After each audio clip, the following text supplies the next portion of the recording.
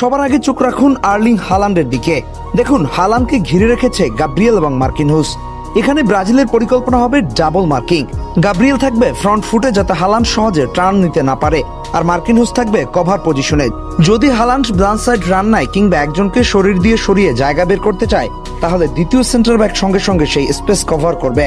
অর্থাৎ হালান্ডকে কখনোই 1-1-1 পরিস্থিতি দেয়া যাবে না।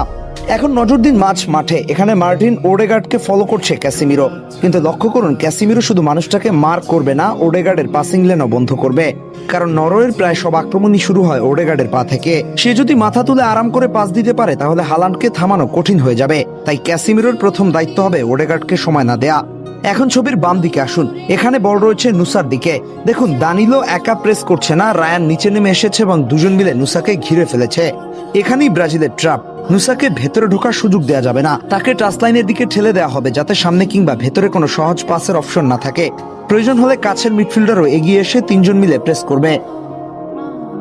এবার ছবির ডান দিকে দেখুন। এখানে গুইমারেস এবং সান্তোস মিলে নরওয়ের ডান পাশের আক্রমণকে নিয়ন্ত্রণ করছে। এখানে লক্ষ্য একটাই, উইং থেকে যেন সহজে ক্রস আসতে না পারে।